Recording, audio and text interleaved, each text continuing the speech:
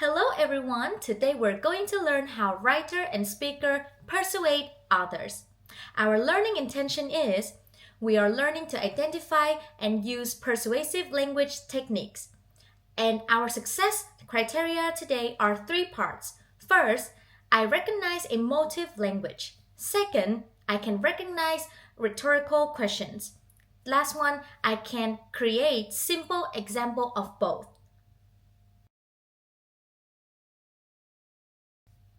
First, let's look at emotive language. Emotive language is a writer using strong emotional words to make you feel something. For example, instead of saying, the park is messy, I might say, our beautiful park is being ruined by rubbish. Can you hear how that sounds makes you more upset? Now, let's look at the second technique. Rhetorical questions. A rhetorical question is a question you ask not because you need an answer, but because you want people to stop and think deeply. For example, do we want our neighbor to become a dump? Or, who wouldn't want a cleaner and a safer street? These questions makes the audience stop and think, and this is why they are persuasive.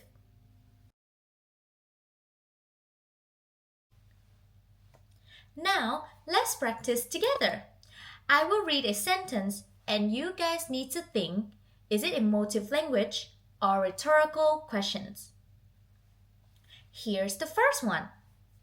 Why should animals suffer because of our choices?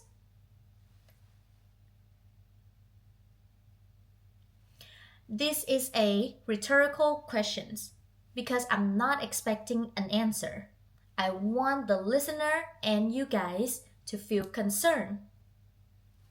Now, let's try another one. This is a heartbreaking problem that we must fix. Is anyone have any idea? This is a emotive language because heartbreaking is a strong emotional word. Great thinking, guys!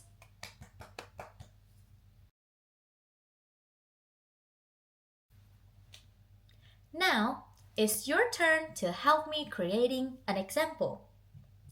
Can you think of one emotive words to make this sentence for me make stronger? The sentence is, the dog was left alone. Maybe we should add something like, the poor dog was left alone. See, adding poor in this sentence changes how the reader feels more stronger and deeper. Now, let's try a rhetorical question. Finish this one for me. The sentence is, how would you feel if blank? Question mark. If you guys can have any words to fill this blank, you guys would understand that this sentence helps your audience imagine themselves in the situation.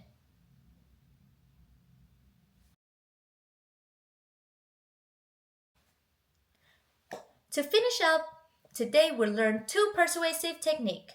First is emotive language. Emotive language is words that create strong feeling. Second one is rhetorical questions. Rhetorical question is question that makes the audience think.